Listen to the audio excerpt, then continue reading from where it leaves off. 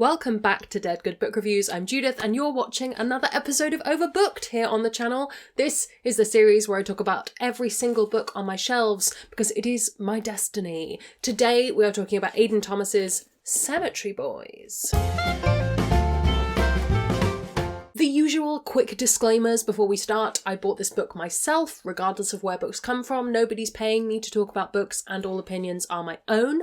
I'm going to keep this as spoiler-free as humanly possible while still talking about the book. If you do want to go in knowing absolutely nothing, pause the video, come back when you've read it, we'll chat then. And I will link the story graph for the book down in the description so you can check out any user-generated content warnings should you so choose. This is a young adult fantasy fiction magical kind of story that originally came out in September of 2020. We're casting our minds back to those dark, dark days, but it's not a dark day because this book was very good. Aiden Thomas is probably best known for writing this book, though his most recent book is The Sunbearer Trials. I haven't read it yet, but I do have plans to, and then also Lost in the Never After is another book he's written. Again, this is the only one of his that I have currently read. Did I say Never After? Lost in the Never Woods. Allow me to read you the blurb to make sure I don't spoil anything. When his traditional Latino family has problems accepting his gender, Yadriel becomes determined to prove himself a real brujo.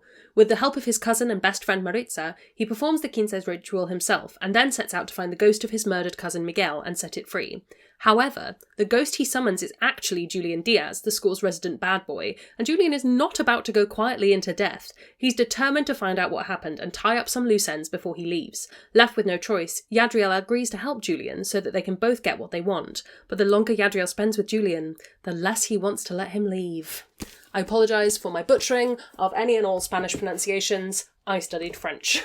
The options at my school were French or Spanish, and you couldn't take Spanish if you also took drama, and I was a theatre kid. Is anyone surprised?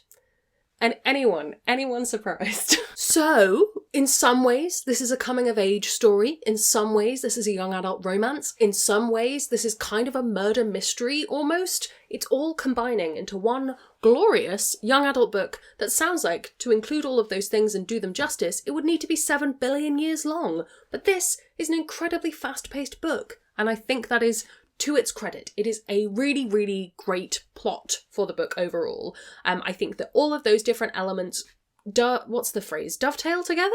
Potentially? Maybe that's the right phrase? They all come together into a really well-balanced, well-crafted book. And I think often with young adult fiction of this kind, you can either feel like you're getting just a romance book and you don't really get to enjoy all of those other magical elements, or the murder mystery feels like it's paling in comparison to just the romance, and then you go, people are being murdered, maybe we back off on the romance a little. I think probably because Julian is the murder victim, it never feels like that's missing in the story, which I really enjoyed. The other thing I think you really get through all of those different plot elements is Aiden Thomas's representation of LA and a place that he really loves. And it's one of those books where you definitely feel the care for the setting coming through from the author in a way that in this book really felt like it was trying to represent it in a truthful way, not necessarily in a glorifying way.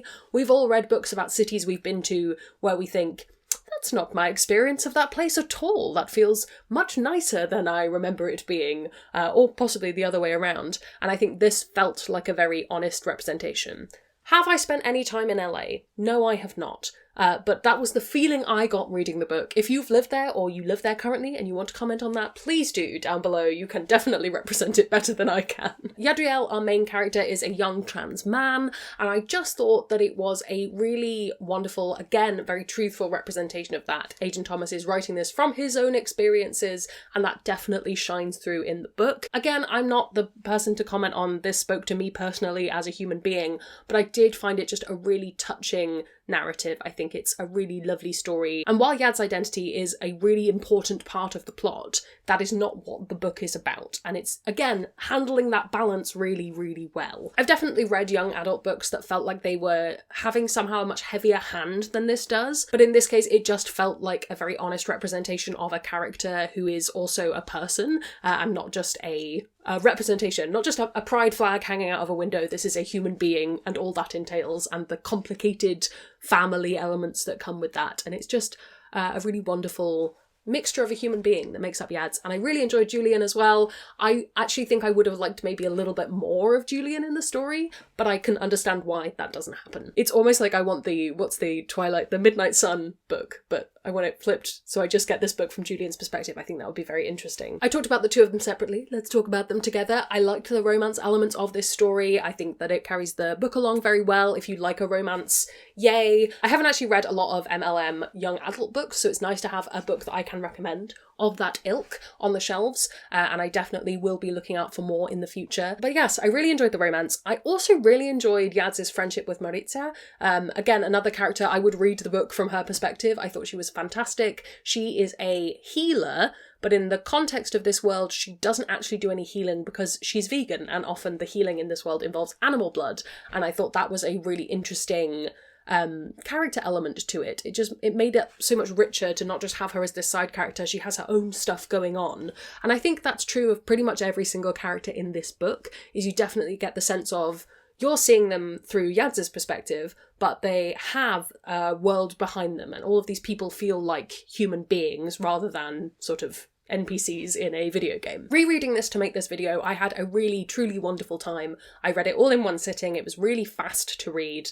I just think it's the kind of YA book that hits all of the tropes that I want to read, and also does enough, not necessarily new, but I think it's that honesty and it's that richness to the characters that made it feel more than other YA books of similar kinds that I've read. Obviously, if you don't enjoy YA fiction, I don't think that this will be for you. It does very much lean on those ideas. I still think it's worth reading for other reasons, but I think you could probably find an adult book that would serve you if you just don't get on with YA at all. Normally I try and come up with 3 cons when kind of my review format.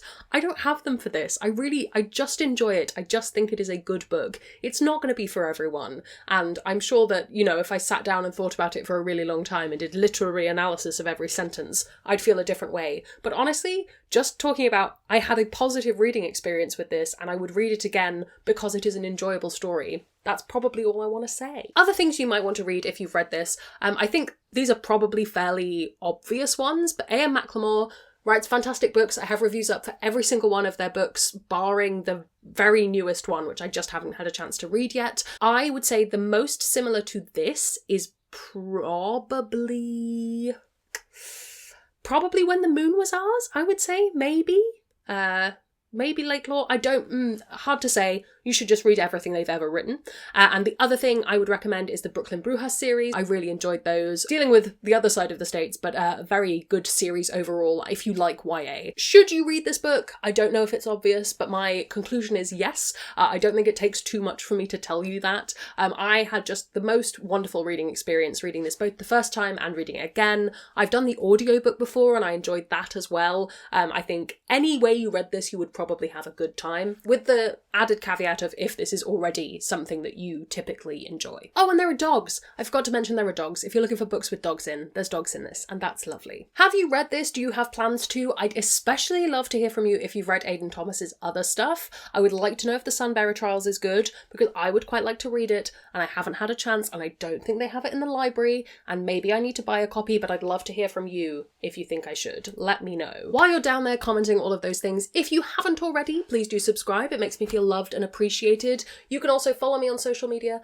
Come hang out on Discord where we have chill chats about books. I'd like to say an enormous, big, huge, squishy thank you to all the ghosts who haunt me over on Patreon. Oh, ghosts, it's all making sense. However, instead of trying to solve a murder, they get early access to videos, bonus content, live streams, and more. If you'd like to join their number, that's in the description below as well. Thank you so much for watching. That's all from me, and I will see you in the next one.